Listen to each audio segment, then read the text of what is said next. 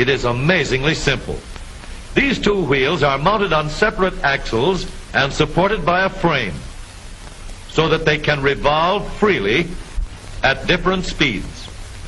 Let's fasten a spoke on the inner end of each axle so that by turning the spokes, we can turn each wheel separately. With a bar or crosspiece, we can turn both wheels in the same direction at the same rate of speed.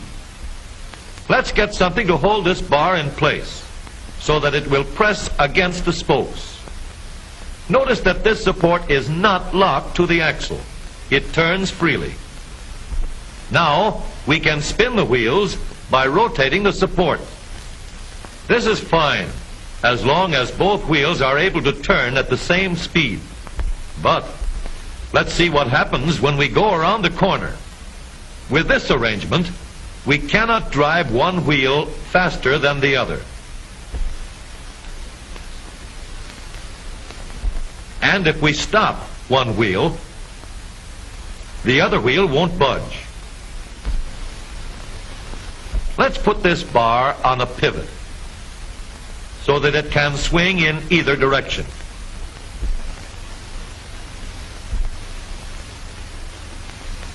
Now, the bar can still turn both wheels at the same speed. And because it pivots, it lets one wheel turn even when the other is stopped. But if turned too far, the bar will swing around until it won't drive the spokes that turn either wheel. We need another crossbar and more spokes to carry on the job. When we stop one wheel, the crossbars will continue to push the spokes of the free wheel around.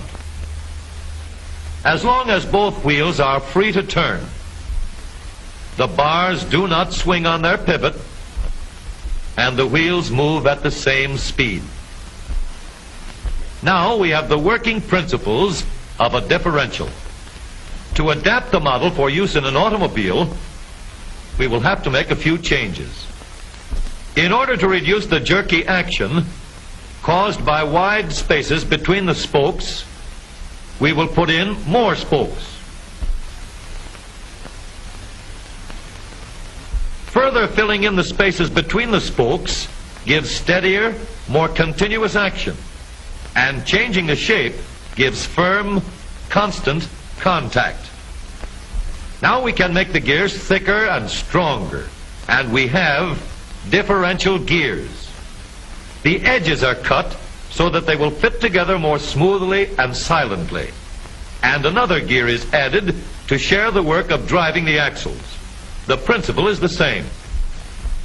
In order to turn the support and drive the wheels, we can fasten a large gear here, connected by a smaller gear to a source of power.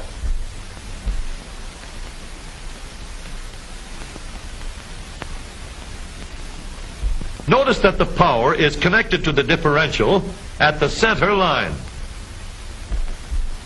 We can make our model more compact by moving the gears closer together.